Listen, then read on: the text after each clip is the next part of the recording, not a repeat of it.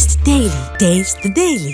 Anuj styles ரகங்கள் பலவிதம் ஒவ்வொன்றும் உலகத்தரம். Holidays nale adu namma GT Holidays da, South India's #1 travel brand. Hi sir. Hi. I know that year ఎలా ఉంది అని అడిగితే మీరు ఏం చెప్తారో నాకు తెలుసు. గుడ్డా బ్యాడా అని అడగట్లే. Has it been an eventful year for you? I mean, I think we are living in the times where I don't know if I have the memory of the whole year, because something exciting is happening every 2-3 days. So, I mean, I can't really think what happened in 2024. Really? In that sense, no. Because, see, I am interested in what is the latest thing which caught my attention, one. Second, probably what I want to do in the future. And కొన్ని గుర్తుంటాయి events లాగా. But I don't know if I will be specified that happen in 2024, because when it happen I don't think it has any bearing. Okay. Yeah. But how do you go back and look at memories? Core memories అనేవి కొన్ని ఉంటాయి కదా మీకు. Memories ఉంటాయి, but are they related to time, specific year or specific month? I'm not very sure about that. Okay. Yeah. అంటే because the way I look at cinema or music, ఇష్టమైన సినిమానో లేకపోతే ఇష్టమైన ఒక పాటో వింటే I'm suddenly reminded of the time that I first discovered it or the time that I first saw that movie. So lot of this pop culture things I will remember that more as in timelines, maybe in my teens or when I was doing intermediate or a BTech. I would probably have that kind of a memory, but not really related to the year specifically. Okay. Yeah. So it's more like emotion bound, not exactly time bound. Yeah, correct. Yeah, correct. Okay. Yeah. So 2024 lo, what are some of, what do you call, events that excited you? I mean, I won't say 2024, but probably if you want me to recent things which have, if you put it like that, you know, because Animal technically might have come in 23, but probably that is still in my mind more than what else came after that. Yeah. So I won't be, yeah. So the point is, we're living in the times when there is so much of information, so much of happenings all the time. So it is difficult to keep track with it. And for strangely, no matter how much you're interested, and after a certain time, you suddenly lose interest. You know, I mean, because something else happened, and you move on to that, and this becomes an old issue. Yeah. You know, so I think that's what I would say. But at the same time, I think the constant change in people's way of looking at it. I'll give an example. Like when someone a few months back, this one guy distributor told me there's a film, there's a lot of violence and something. Don't show violence, sir. People will turn off people, you know. And now that Marco release, the same guy called me today morning and said, "Sir, just have me one violent promo." So that is a question of what is happening now. You know, it is not like you can say that beginning of 2024 a film came that will set the mood for the rest of the year or something. So I don't know if the time bound is correct. Yeah. So that likewise, I mean, if you ask me, the last 5 to 6 films which surprised me and kind of influenced me in a way, or made me rethink about what cinema is, I can say it, but some of which could have also come in 23 or 22. Right. Yeah. So that is how I look at it. What are those films? See, one, say Animal really shook me up. Then there's a Kashmiri Files, Kerala story, you know, Kill. Kill? And, Kill. Okay, Yeah, nice. And yeah, a couple of films like that, you know. Okay. So you have spoken about the other films. What exactly do you enjoy so much in Kill? I mean, I like the point of a relentless kind of an action, you know, where they're not really trying to tell you a story, conventionally speaking or traditionally. There is this guy, there is that guy, there's the plot point X, Y. So you are being taken into a ride through the entire thing. I mean, the director made me feel as if I was in the compartment. You know, that is something which a film rarely does. Yeah, that's what I like about it. And how do you look at this whole violence discourse? See, the violence in cinema, really, if it's, we've been hearing from it, but from Sholay. Because Sholay was the first time when like a guy's hands have been cut off. It's one of the plot points of main plot points of the film. Okay, so that was like a major shock value for Major people shock, who watched of it back course, then. of course. Okay. And there was lot of media talk at that time in newspapers. Lot of people saying you can't promote violence like this. Massacring the entire family and cutting off hands and this and that. And so, but my point is, film is eventually make believe, no matter what is it. So, violence will be there in Mahabharata or Ramayana or epic things or storytelling, and it's not like violence has been invented by cinema. Yeah.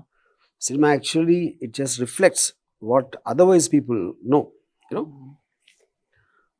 So, I think then it's a question of like what is too violent for someone could be working in some other way with someone. Now, then we have these moral walls. So that is bad, is this, is that, and now that everybody is saying about somebody else, but there itself you have this issue that who has authority to say what is good and what is bad? Yeah. How do you arrive upon that? Who decides that? Who decides that? Yeah. So then it again comes back onto the same thing, the freedom of expression. So I love this line in Larry Flint's People versus Larry Flint, and the publisher of Sky. So the Playboy, the journalist, no, it's about Hustler. No, Hustler, right. It's about that so the ad that they advocate says, if you don't like Hustler magazine, don't buy it. But you can't take away the right of the people who enjoy it. Right. I mean, that's where it amounts to. So, which is the reason we have a classification system and blah, blah, blah. But it's very difficult in today's times to, because when the classification system came, movies were the only medium. Today, there's a social media, there is this, there is that, and everyone can have access to everything. So, it's very dumb to still follow that pattern. Yeah.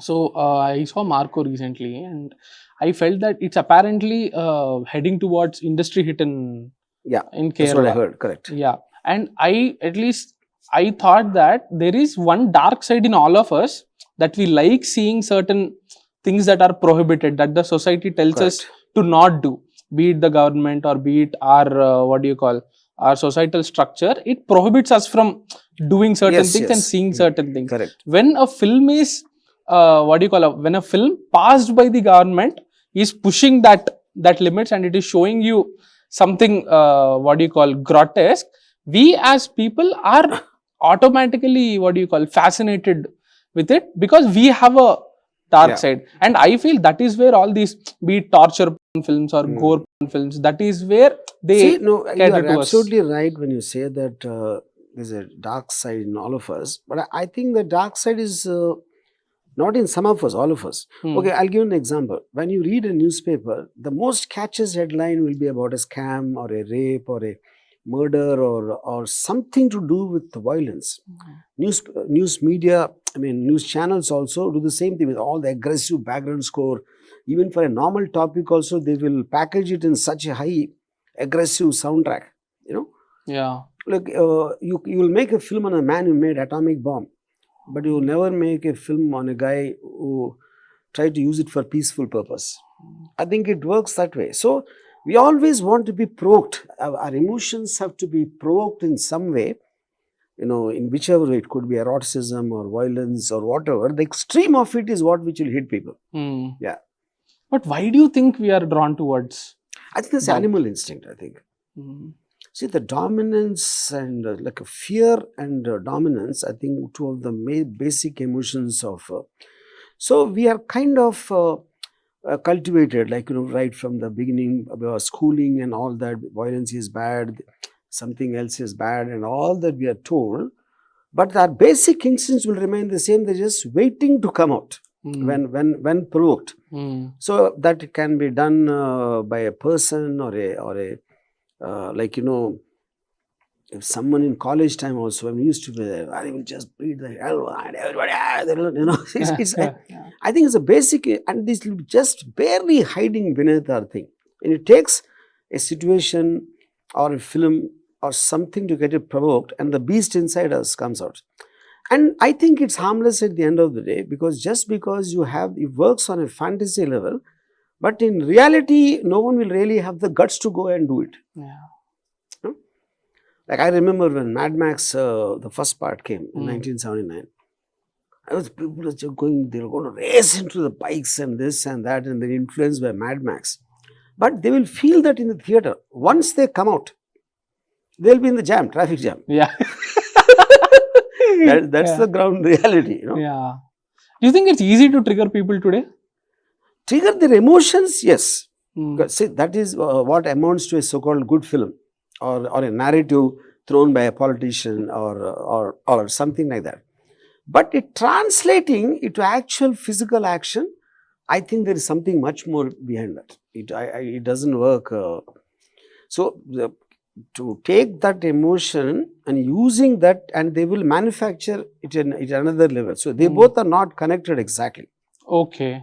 In effect, if you see a Sholay, it's not that it will inspire everyone to become dacoits. Right. Because you see Satya, no, people won't become gangsters. The reason they'll become will be completely different from what the film is creating. Let me rephrase that question. Not is it easy to trigger people?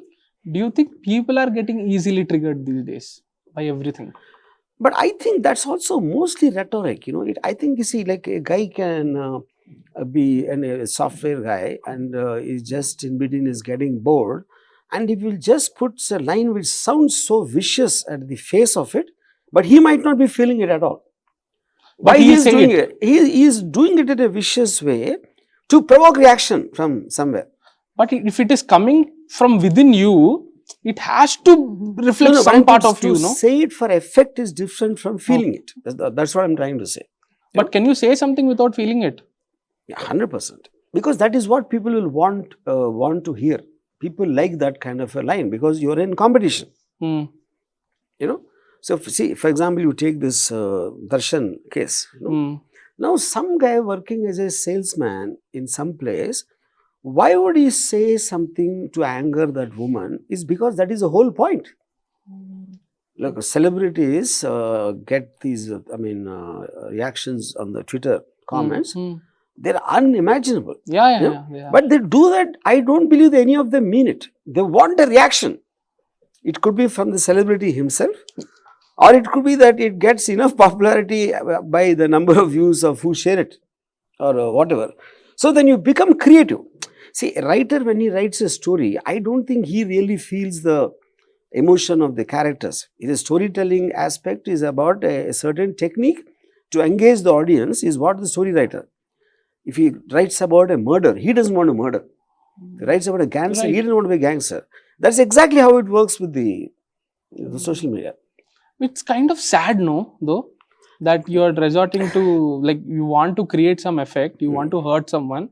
You're just doing it just for the sake of it. But see, I don't know. See, but my point is, see, we are living in that kind of an ecosystem in terms of, on one hand, so there was a time when we only can tell in groups, maybe 4 or 5 people or one person, or to ourselves, or maybe we read it in the newspaper of someone popular making a comment.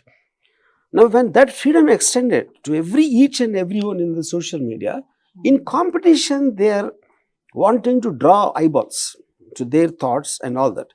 So, like a politician, he will use abusive language. The second one will use more. Third one will use even more in competition. Otherwise, they will look boring. Yeah. The point is about it is become entertainment. Entertainment is different from viciousness, but it can be easily thought about as viciousness. I'll give an example. Now, Sushant Singh Rajput, when he died, this whole boycott Bollywood and this and boycott Karan Johar. Now, where did that come and where did that go? Some 3-4 films didn't work at that time, so they were blaming it on this cancel culture. And then the next thing that happened, something else came and it became a big hit. They also forgot after that. So I think it's it is like a mob mentality. Mob mentality, exactly. The whole cancel culture is that. But I can understand the concerned person who's at the receiving end. I know so many people, they get shattered. Yeah. People commit suicide. People who want to, they feel persecuted and God knows what. You know, I think of them as mosquitoes. You know, Mm. now mosquito is not, it can irritate you, but it can't kill you. Mm. But a lot of people can actually feel that they're being killed. They're stifled and they're losing their confidence and their state of mind. Whereas a mosquito, you should just be, you just do that. That's all. No, not more than that. Hmm? Or if you put ornaments, just don't. You know. But why do you think there is like one section of people Yeah. who find entertainment in saying terrible things about others? What do you think?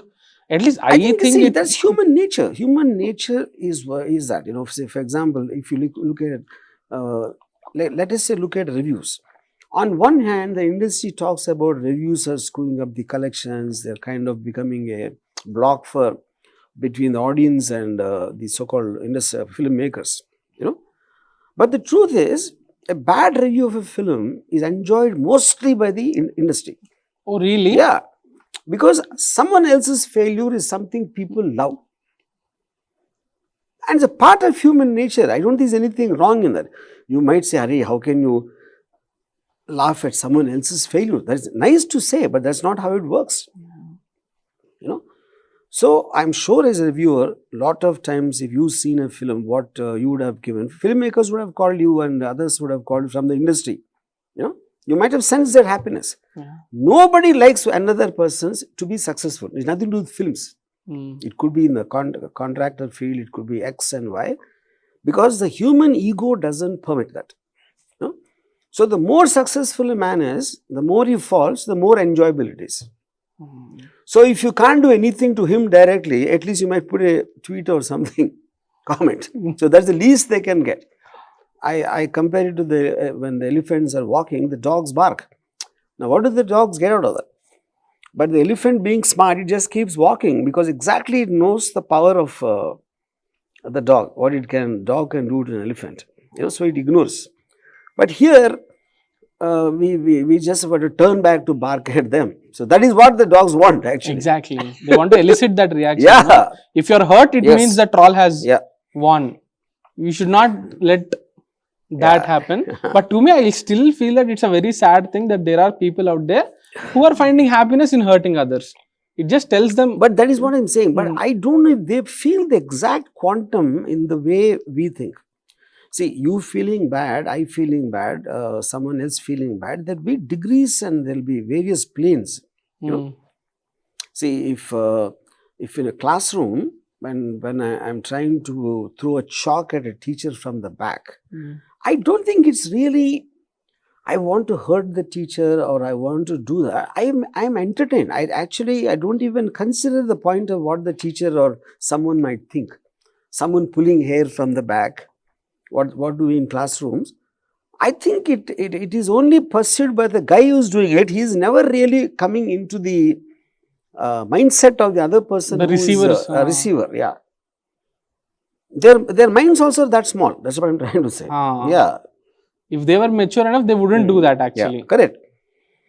Mature and all that. I mean, that is a matter of in the sense that, like, you know, if you want to poke someone for fun, you know, that could be just a bigger country might say about a smaller country. Like a Donald Trump suddenly will say, I'll buy Canada. So that might hurt Canadian pride. But Canada, for Donald Trump kind of a mindset, it looked like a small boy in the front bench where he's pulling the hair, like a bully. It's not like Donald Trump will go into the mindset of what will Canada as a sovereign state will think, what will Justin Trudeau think, or what will this guy will think. Because today we don't have that time and attention span to really think about someone else's feelings. Nice. Yeah. Do you think things were better, like say 3 decades ago? People were little They more were still in empathetic. their forms, you know. It's like my I used to in my college, which was what do you call every evening in the hostel, like every weekend, the principal used to get someone. So we'll be some monkey batch, one of us. We're all sitting in the dark. and we're making noises and this and and that, So once a principal said, see, I don't care about people who do things from the dark or Telugu Desam, Telugu, Tamil Nadu kelli Telugulo titti boothulu tittevadni online care cheyamani. So we were also trollers. So trollers always existed. Trollers are nothing but anonymous people who don't have the guts to come into the front and do it. So that is why I amount them to dogs. Yeah, but they're highly entertaining. You can't take away from that. I get 90% of my comments will be negative, and good comments I don't even read because they're boring. Yeah. But tell me this, like one final question before moving to the next topic. Do you believe that social media actually represents reality? No. It's extremities, right? Not at all. Extremes. And also because they will change. It's not like one person said something, he won't stand on that. Because see, anything in the social media is a momentary about that particular time what he feels, which might not be true that morning or that night also. Because emotions are rapidly changing. They don't remain static, and most of those come from emotions. They don't come from a thought. They don't come from a certain belief or a certain system that they're making a comment. It is just like a knee-jerk reaction for that particular time. But speaking of change, I see this a lot where a person, be it a journalist, be it a psychologist, whoever it is, if they're making a statement, there is this urge in some people to prove that person wrong because they must have said or done something contradictory few years ago. But obviously people are subject to change, and people are subject to change, right? Their thoughts might change, experiences will change the way we look at certain things. Correct. That is also plausible, right? But people will, the way, especially in social media, the way people engage in a conversation, it's not actually engaging in a conversation. It's basically Throwing mud at each other. you're wrong. So yeah, the very idea of social media, I but feel, I think, is being. my point, it is there. See, it is visible because of the technology what we have. But does it matter eventually? Eventually, none of that will reflect in a constructive happening, a physical happening. It is just like if you want to look at that, it is disturbing. If you don't look at that, it is not, doesn't exist. What is more dangerous, I think, is what I have called it the thumbnail media. Because see, social media is expressing your view or saying this and that. Thumbnail media is coming under the guise of mainstream channels where they want to just attract your attention for the content so that they can get their watch time. So that is utter nonsense. There won't be any kind of a connection to the content of the video and the headline, thumbnail. Yeah. But most people, they don't have the time to go through the video. So the moment, even the people I know, when I see a thumbnail, I suddenly get a, why did he say that about me? And in spite of me knowing, 99% it won't be there, And if I think like that, after whatever reasonable understanding I have of it, but at the same time, again, when I look back on it, there is something is perfect. If I want to remove this, which comes under a heavy hand on suppression of freedom, and that will be misused by the powers even more. At least now, you are on tenterhooks because whatever you say, there is going to be someone who will come and tell. True. Yeah. So, which means it is forcing you to become honest in a way. It is the powers be. But tell me something, don't you think people also have the responsibility to think before clicking on something or before believing it? I don't agree with the word people, because people you are collectively. Okay, generalization, yeah. No, why would you hear me? I see the question is whether you can get away. Is the point. Like if you see that everyone knows clean atmosphere is good, it should be there, But someone with the things, no one can see him, he will spit or he will do something in a clean atmosphere. As long as he's sure nobody is going to. So inherently, I think the animal instinct in us is there. Or the social thing or ethics or this or that, our training, all that is trying to suppress it. But in this culture, they feel anonymous. The power in them is because they're anonymous. The abusive language, what they use sometimes, they are sure that won't be seen by their own family. Otherwise, there's no way you can use that. Yeah. You know, those are the people who'll do that, and they will be the majority. But they don't matter at the end of the day. They're like sheep. Right. How does it make a difference? I'm See, the dogs bark at an elephant. How does it make a difference to anyone except for the irritation of a sound? Right. Yeah. Right. I'm talking about these normal people. I'm not talking about people with the intent to stay anonymous and go and hurl abuses. I'm not talking about them. The other people like the regular people, very normal people who consume this thumbnail and stuff. I'm saying that again, you will say that it's animal instinct in a way. But the very thing that separates animals and humans is that we have the ability to think. Animals don't have that. See, we have the ability to think, but we also have the power not to think. That for me is more important. Like recently, I was seeing this interview of Yuval Noah Harari, and he said something interesting which I never thought about. So, as I said, democracy is about freedom to express, freedom to talk. You know, that everybody knows. But he said, but it also gives you freedom to lie. Oh, yeah. Lying also comes under talking. It's not separate from talking. So when a person says something, whether he wants to be creative, like if there's a cartoon, let's say, there is a cartoon. Now, a cartoon is definitely going to offend somebody. The subject matter who is talking about. Why wouldn't it do it? If you open our mouth, somebody will get affected. You see a film, you write a bad review, the people involved in the film will get affected. Sure. So, you might think you are a reviewer, but the point is the emotional distress you have caused. You know, so everyone is taking a side to something, and everyone hurts others right from the morning they get up to they sleep in the night. So, here I think it's just a collection in one particular time, nameless, faceless people saying that you are discussing. But when you look if you give a bad review to a filmmaker, what do you think they will think about you? Yeah. But you are not really thinking about them. You are just making a comment on the film as the professional of what you think about it. I don't think your intention, I want to hurt the actors, Never. I want to hurt the... Of course not. That is exactly how it happens. And there is this lot of too many attempts to suppress freedom of expression also. Like if you say something, people are questioning, who are you to say it? Not me. Generally, whenever there is a opinion that one doesn't believe in, or an opinion that doesn't align with someone's belief system, the immediate response is, you should not be saying this. So I have a feeling that intolerance, in a way, not just intolerance, somehow we have begun to associate it with religious intolerance. I'm talking about intolerance on a on an intellectual level. See, the ironical thing is, if you have the freedom to say what you want to say, I have the freedom to ask you not to say it.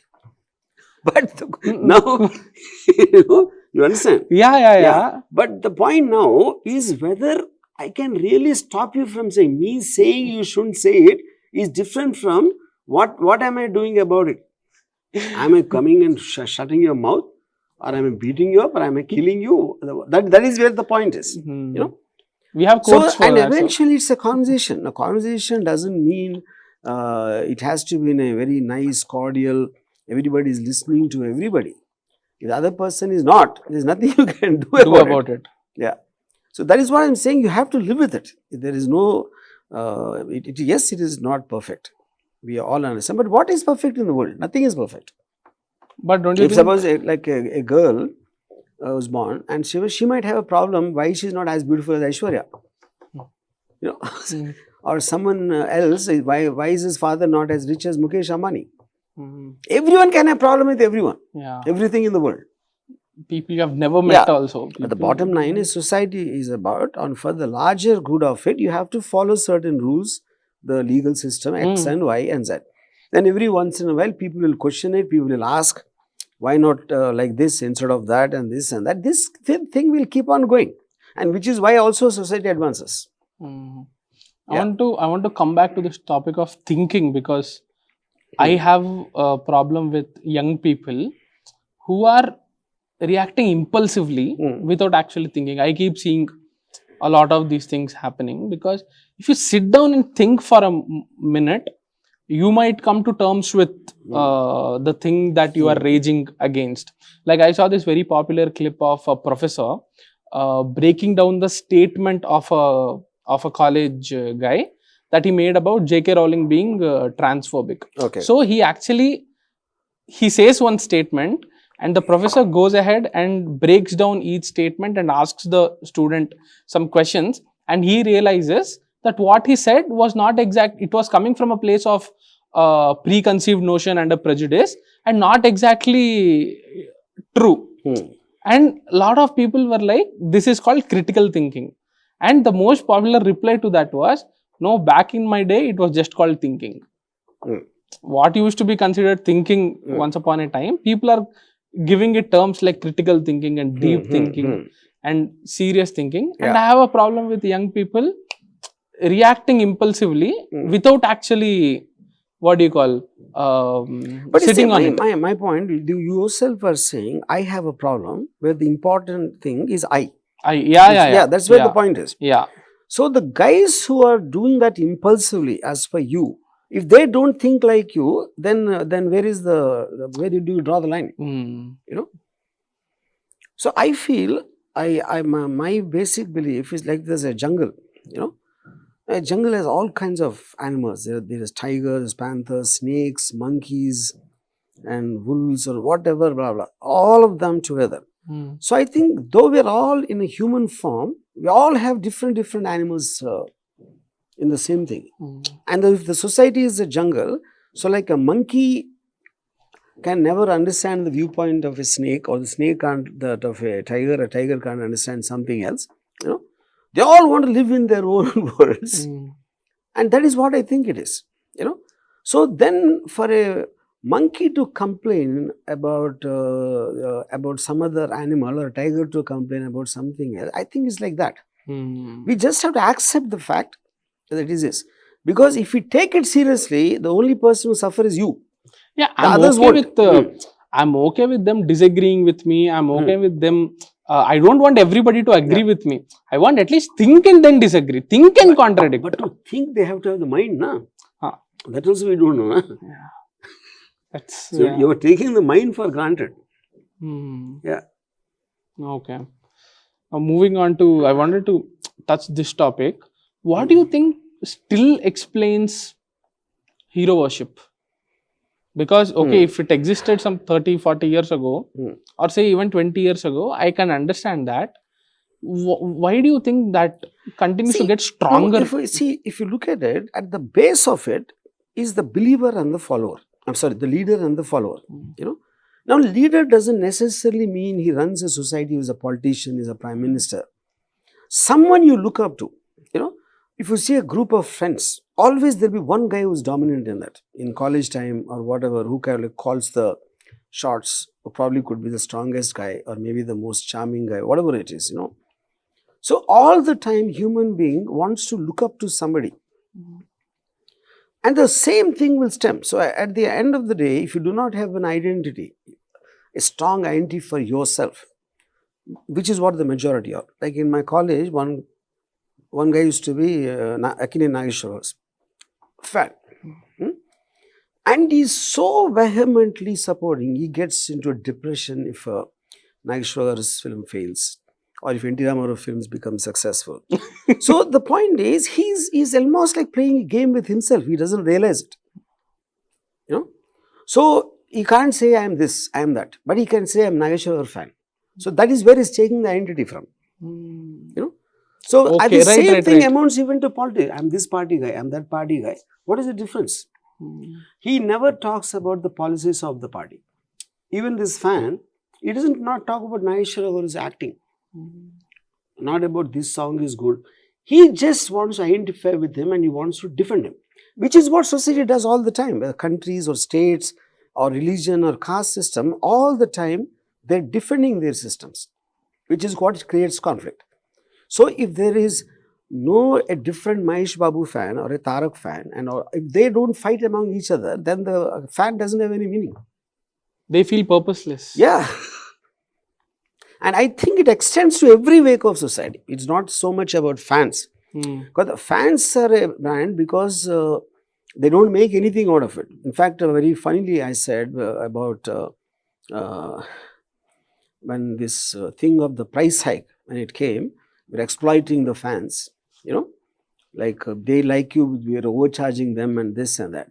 The actual truth, is what? The fan would love it because the fans are interested in the hero making more money. So that they can say, Mera star kitna le raha dekha. That is what their high is, not about them paying for the ticket. That is the kind of a mindset they have. Now, apparently, there will be no benefit shows and price hikes going forward, which is actually a good thing for a common man, right? But people are disappointed. People are disappointed. Yeah, when they should actually be happy about it. I wouldn't say that. I mean, I don't think they have the minds to connect to that. When there's benefit show, they'll make more money. So that my hero gets more money. I don't think they have the bandwidth to understand this as two separate topics. But I disagree with that aspect because, see, the bottom line, at least from a government's perspective, it is correct that they want to reduce money on everything, maybe on rice, maybe on kerosene, or maybe on film tickets. So the people will think they've done something for them. But as an independent manufacturer, what he wants to price, if I make this cup at 100 rupees, and I want to sell it for 1,000, if someone has to believe that it is 1,000 rupees worth. And if he doesn't buy, I will be the sufferer. So where does the government come in between? That's always been my call on that, But coming back to the fans, I feel like a Michael Jackson's fan, because of the tremendous music, you like the music and you are his fan. Here it's very different. Yeah. Here it is not, it is a personality cult. It is not really, fan is a wrong word for that. Fan is always related to the work of someone. Yeah. He is not a fan. Like a cult following, irrespective of that person's film is bad or good or whatever. But I am also not sure whether the numbers of the fans are as much as what we imagine. So let us say, the same fans will actually see all the heroes' films. Yeah, they do. They do. So how does it make a difference then? Then they're having, it is just in the social media. They exist only in the social media. Yeah. But do you think that this personality cult is very... But they can easily influence the actor. Okay. Yeah, because actor, they are a visible thing to the actors. What they say, what they come out of the theatre and say, they take them as representatives of the audience, which I do not believe they are. The silent majority will be the guys, actually the main people. So frequently they kind of cater to those fans when they're wanting to put some item song or item fight or whatever they call. Yeah. And this thing, I really like the fact that you said that it's not exactly a fan, because there is a slight dichotomy there, which is if you are being a fan of a Michael Jackson, you are actually appreciating his art, his music. You are being a fan of his craft. Yeah, the enjoyment he's giving through his performance. Yeah, that is what actually true fans understanding is that, If you're an actual fan, like let's say your favorite artist, I'm not actually talking about movie stars here. If they don't do good work, or if you don't like their work, you should be... The moment they stop giving me enjoyment with their work or with their whatever artistry, I move on. It's as simple as that. That should be the what you think is a most proper relationship between a fan and an artist. Right. But here you are taking them under your thing, and defending even their their hiccups and their flaws. So which is not exactly... Yeah. See, but that is the emotional thing. See, because I remember when my teens, I was like hugely obsessive fan of Jay Sudhar. To the extent, I hate if Jay Prada's films become a hit. I hate someone else becoming. I hate it if she's given a lesser role in a film. So it becomes personal. It is no longer about, But was being a Jay Sudha fan like an identity thing for you, or were you appreciating her? No, performance? I don't know. See, because I think it crosses that thing at a point out. I'm appreciating purely the performance, I would look at it in a picture to picture. Maybe in some film it is lesser. I used just to go to watch her, that's all. I think that's almost like a love story in a way. And that can happen with a man also. Yeah. Like you're looking up, you're basically kind of, that is what is a cult. Very interesting. Very interesting. Do you think, again, I like the fact that you say you tie it up with identity. Because once again, I will say that it is sad that, okay, in a good, one way it is good that an individual is finding some happiness or some, enjoyment in a film star or a music or a rock singer or a musician. But on the other hand, they feel that their entire purpose is kind of based on someone else's being under their shadow. That I feel is sad. Do you think it will change? No, because if it didn't change from the time I was there, some 40 years back, I don't think it will change. Because I think it's a necessity for, especially in a certain age. I mean, I think between 17 to 25, that is where I think the fan culture maximum reflects. Those are teens, you really don't know much about your responsibilities, you don't have much of a clarity. So that is when you kind of stick on to something. Yeah. Interesting. So somebody might shout that I'm a fan of so and so. I might not shout, but I think the emotion will be very similar. Do you believe in this what do you call, be it filmmakers or be it actors? Do you think they deserve this blind fan worship? But deserve from whose point of view is the point? Eventually, the person who's obsessed with the fan and the person who's getting obsessed, who's actually receiving that. I think it's a relation between those two. It's almost like saying that if the couple is in love, you can't say the girl, do you think that guy really deserves to be loved by this guy? I think it's as vague as that. Because it's eventually between those two parties. Yeah. Okay. Like I might not like an actor at all, for example, and everyone seems to love that actor. So where do I come in? So let's shift the topic now. And what are some of the films that you liked this year? I wouldn't say, because see, honestly, I don't see films as many. I mean, especially I watch some foreign films or maybe some shows. I also tend to watch more sections of the film rather than the full film, because I'm more interested in the crafting aspect rather than the plot of the film. So likewise, that was quite a few are there. Like, can you name a few and say what you liked in them? I just saw the Day of the Jackal series. Which one? Day of the Jackal. Okay. Yeah, that's really, really well done.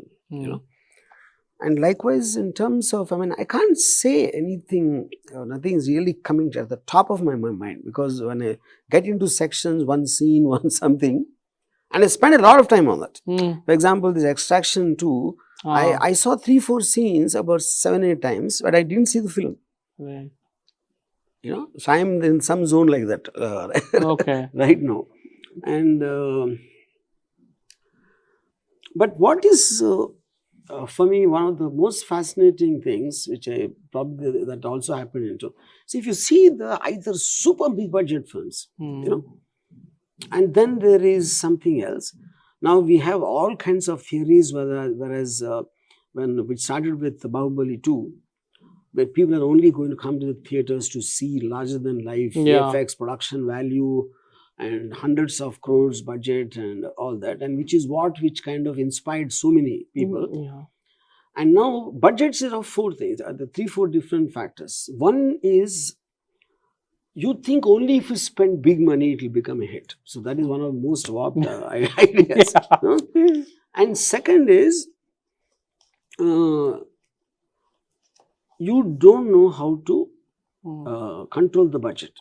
That can happen because of variety of reasons. One is a director not taking the responsibility of controlling the cost because it's coming from someone else's pocket.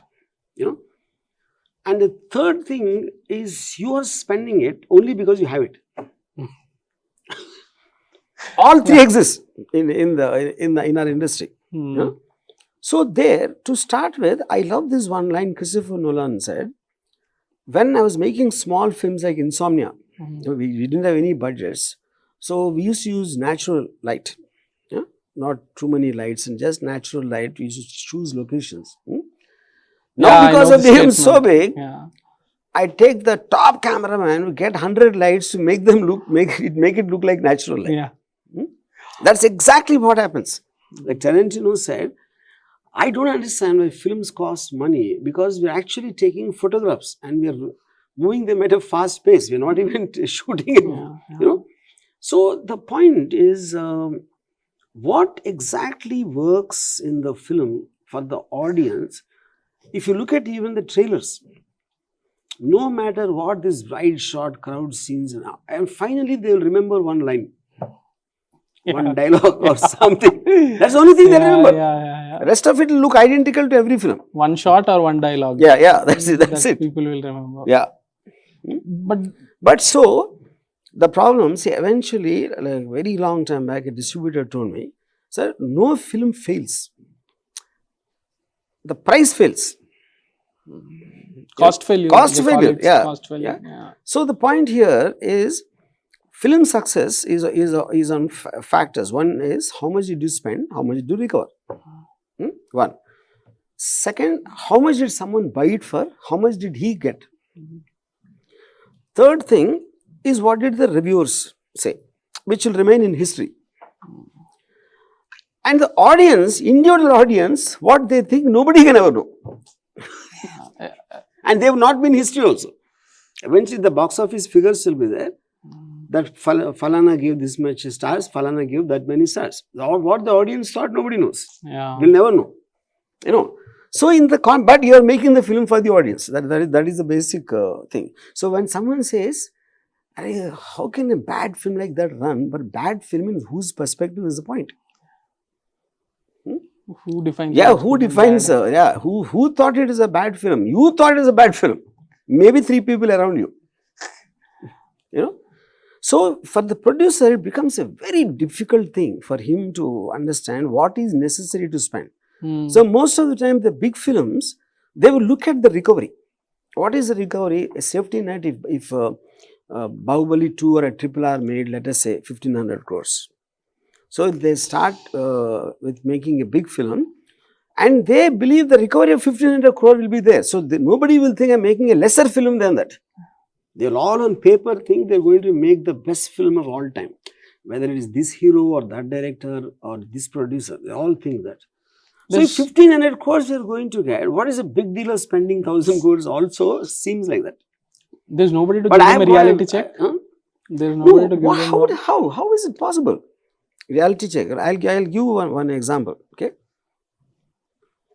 There's one film, you know, where the producer was really crying because the film was going so much over budget, you know, and this director wanted to shoot one song.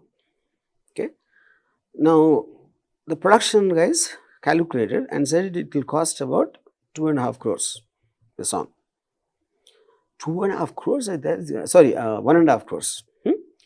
So the producer came and told the director, so already we are so, is it really necessary to shoot this song now?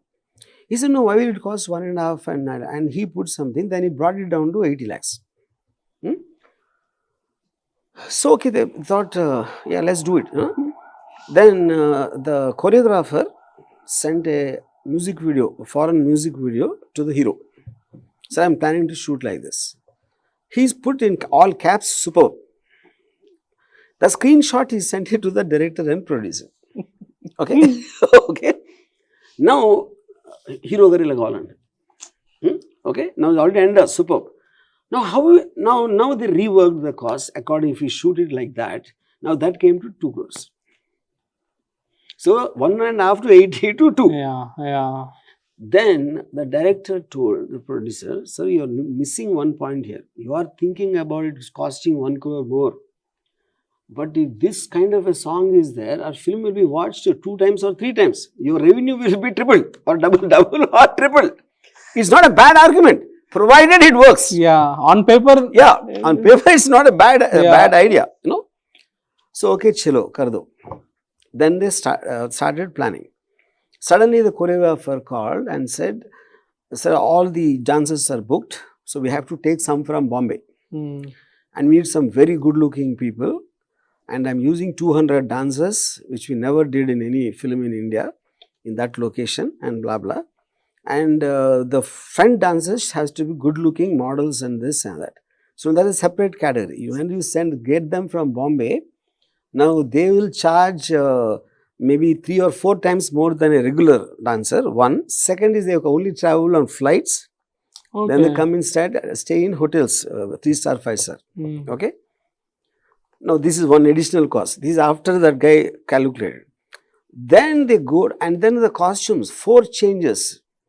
The choreographer said, a tailor I know can do it at this cost. So here the production manager said, "Sir, in Hyderabad, if we do it, we can do it at 1/3 the cost." So the producer called the choreographer and said, "Sir, let us do one thing, because I've got some family members who are doing that, and it will be delicate for me not to give them the job. So I will get it done here." He didn't say I'm getting it done at 1/3 of what you quoted.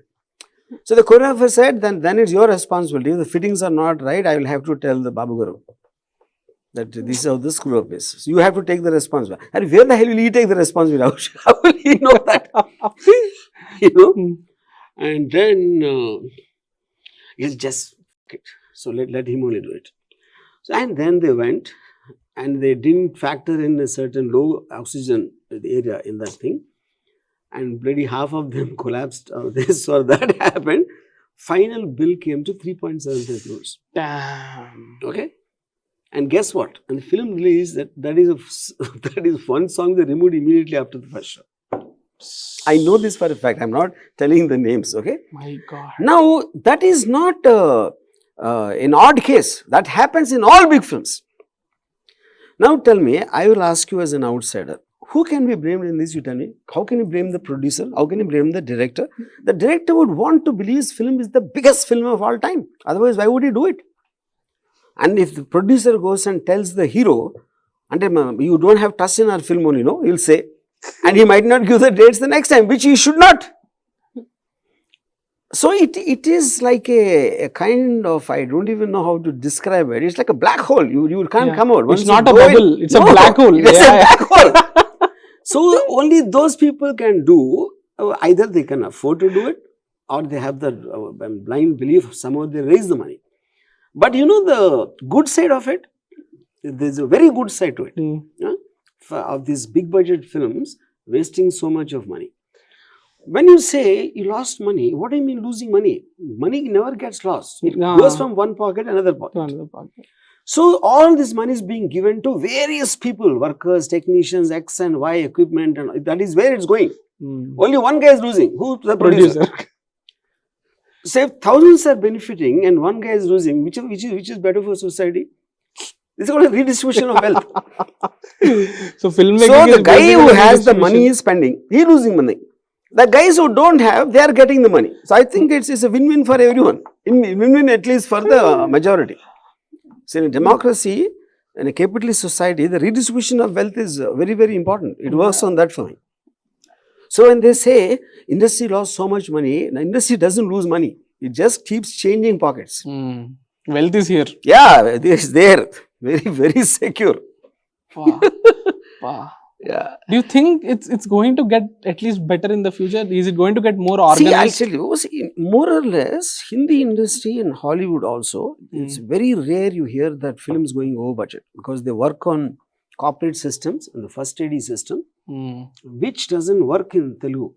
We're still working on independent producers. Why didn't that culture come here? Because of, and see, it will come eventually. There's no choice but to come.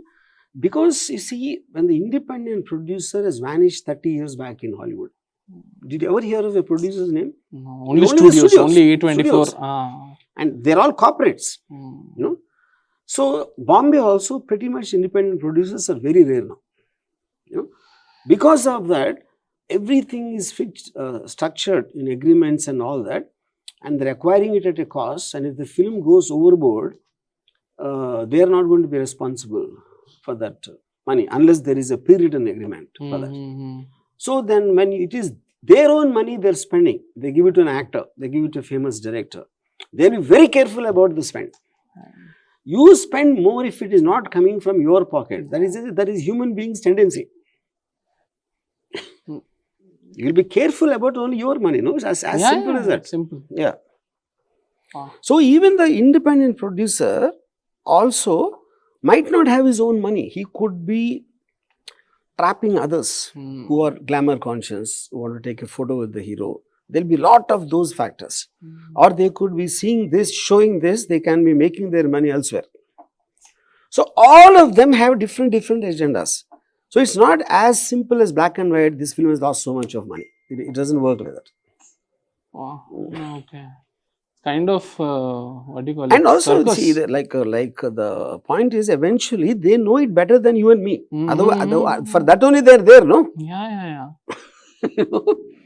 So outsiders saying you're wasting money and all that, all this grandma advice you're giving, it doesn't work. No, I wanted to know this. You were on the sets of Kalki, right? Yeah. What was the vibe like? What did you get to see? And I mean, there's nothing different, sir. The film is just because I am there, I just hardly there for 30-second, 1 minute role. Yeah. And what is it to say about a vibe?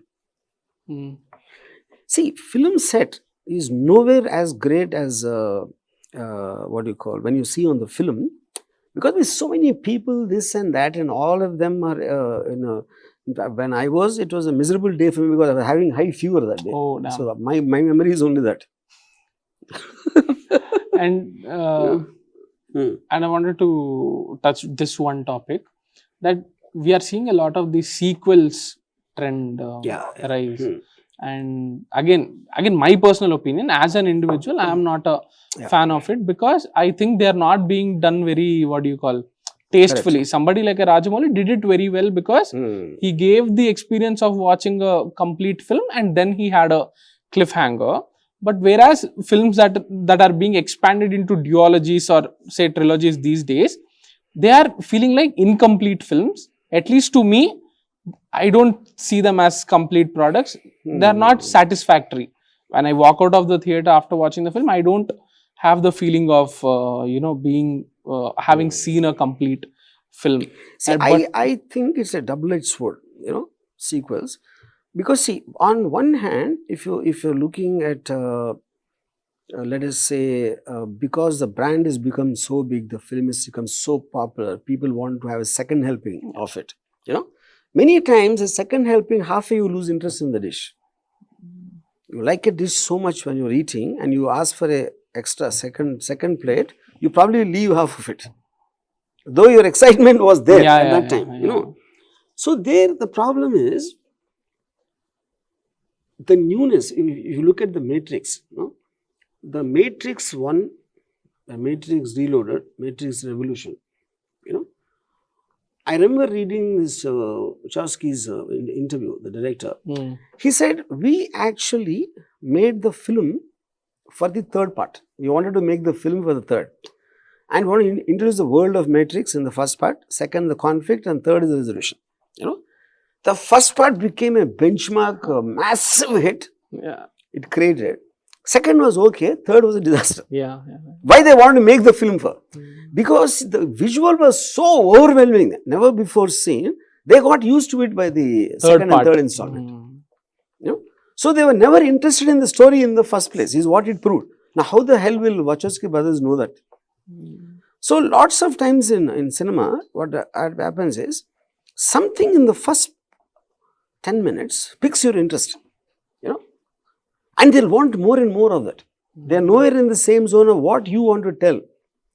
I remember in Shiva, like one guy told me, in the first 10 minutes, people decided to love the film. I don't think they were waiting for the film to end, which is one of the biggest, like a critic will always look at the overall thing and judge. I don't think the audience do that. Right. They want to enjoy it scene by scene, shot by shot or something like that, So all those bullet speed shots of the Matrix, by the time the third part came, they saw it so many times, it wasn't holding their interest anymore. Yeah. Or if the same case with Fury Road. Now, the Fury Road worked so well, and they were expecting double of the opening, and Furiosa took half the opening. So that's what I'm saying is a double sword. On one hand, you can say a Pushpa 2 really benefited because there was a, but you can't be sure for that, no? How will you know? No? See, 3-2 worked, chalo. KGF 2 worked. Indian 2 didn't work, no? Indian also was a very, very big hit. It's coming from Shankar and Kamal and all that, you know. So that is why I'm saying it's a double. You just never know it will work or not. But the problem for with that is, every director will go through this too much of story. We have to cut it. We have to remove this portion, make it more interesting. Let us condense is the way people used to think. Now they are thinking little extra. Let's make part 2. We'll add something more and make part 2 and part 3. It's diluting both the films. Yeah, that's what I'm saying. So, but for every time, 5 times it dilutes and 1 time it works, like a Pushpa 2. Yeah. So then everybody will get greedy. I'm surprised that people look at that one success and ignore the 4 or 5 other failures conveniently. Business, no? That is the nature of in every business. That's how it works. One man from my relatives came and started a grape garden in Hyderabad in the 60s or sometime. Everyone came and started because they saw the numbers of the hits. They do with poultry, they do with contracts, you know. So there's a nature of following success is in the human being. It doesn't limit to films. Like if once 3-2 becomes a blockbuster, there'll be 100 horror comedies people are making now. Who knows which one will be 3-2? Yeah. Now I'm pretty sure in that context, it's a gamble. But every business is a gamble. That's what I'm saying. Not films alone. I'm sure we'll see like hordes of horror comedies coming up next year in 2025. Yeah, for sure. Wow. It's a gamble. Let's see. What are the things that you are looking forward to going forward? Not exactly in 2025, because I know that you dismiss the idea of Happy New Year and all. But what are the things you are looking forward to? I'm making a film, but I would like to talk about those details later. I'm starting that. Lovely. Yeah. Super. It's a Telugu film or a Tamil? No, Hindi film. Hindi film. Yeah. Okay. Can't wait. 2025? Yes. Okay. It released in 2025. Yeah. Super. All the very best. Thank you Thank you. so much for the time, sir. Taste the daily. Anuj styles ரகங்கள் பலவிதம் ஒவ்வொன்றும் உலகத்தரம். Holidays nale adu namma GT Holidays da, South India's #1 travel brand.